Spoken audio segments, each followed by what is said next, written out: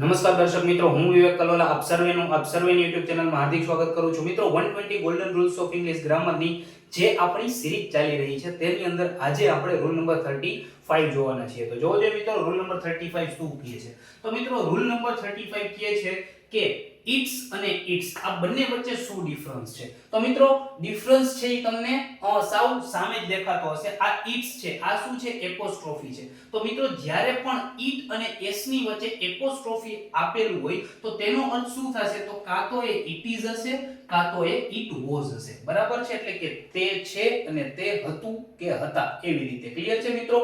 હજી એક વખત કહી દઉં કે જ્યારે પણ ઇટ અને એસ ની વચ્ચે એપોસ્ટ્રોફી આપેલું હોય તો તેનો અર્થ શું થશે? કાં તો ઇટ ઇઝ થશે, કાં તો ઇટ વોઝ થશે. ક્લિયર છે મિત્રો? બીજી વસ્તુ કે જ્યારે ઇટ્સ ની વચ્ચે એટલે કે ઇટ અને એસ ઈ બેયની વચ્ચે એપોસ્ટ્રોફી નહીં હોય તો એ શું બતાવે છે? તો એ પોઝેસિવ ફોર્મ ઓફ ઇટ બતાવે છે. એટલે કે સંબંધક રૂપ બતાવે છે ઇટ નું, જેનો અર્થ શું થાય છે? તો કે તેની, તેનું, તેના, આવું બધું. ક્લિયર છે મિત્રો? હવે આપણે આને એક્ઝામ્પલની મદદથી સમજીએ. ટૂંકમાં ક્યારે તમારે ઇટ ઇઝ, ઇટ વોઝ મૂકવું અને ક્યારે આપણે ઇટ્સ મૂકવું એ જોવાનું છે. ક્લિયર છે મિત્રો? અહીં પહેલું એક્ઝામ્પલ છે કે ટ્રીસ એન્ડ ઇટ્સ બ્રાન્ચીસ, બરાબર છે, ફેલ ઇન ધ સ્ટોર્મ. બરાબર છે? એટલે કે વૃક્ષો અને તેની ડાળીઓ.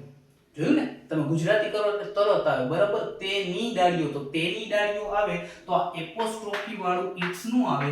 કેવું આવે? એપોસ્ટ્રોફી વગરનું. બરાબર છે? એપોસ્ટ્રોફી વૈનાનું ઇટ્સ આવે. ક્લિયર છે મિત્રો? તો trees and its branches fell in the storm. Storm એટલે શું મિત્રો? તો કે તોફાન.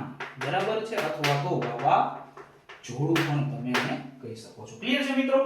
તો હવે આ છે ઇટ્સ રેઇનિંગ આઉટસાઇડ. બરાબર છે? હવે તેની રેઇનિંગ બાર તેની ટૂંકમાં તો તેનો વરસાદ બહાર પડે છે એવું કયો મિત્રો? કે તમે એવું કયો. બરાબર છે? It is રેઇનિંગ outside. તો અહીં આ ઇટ્સ નો આવે. બરાબર છે? એ શું આવે મિત્રો? It is. અથવા તો આને તમે ઇટ્સ પણ લખી શકો છો. ક્લિયર છે મિત્રો? એના પછીનું સેન્ટેન્સ તો કે it's me who called you. બરાબર છે? હવે ઇટ્સ મી, તેને કોલ, હું તને જે કોલ કર્યો હું છું એવું કહીએ આપણે કે it is me who called you. It is મી. બરાબર છે? તો ઇટ વોઝ મી તમે કાઈ પણ લખી શકો છો. તો અહીં ઇટ્સ આવશે, નહીં કે ઇટ્સ આવશે. તો મિત્રો આશા રાખું છું તમને ઇટ ઇઝ, ઇટ વોઝ અને ઇટ્સ વચ્ચેનો ડિફરન્સ હું બહુ સારી રીતે સમજાવી શક્યો છું. મિત્રો જલ્દી જ મળીશું આપણે રૂલ નંબર 36 ની સાથે. ત્યાં સુધી જય હિન્દ, જય Bharat, take care, good bye, thank you so much.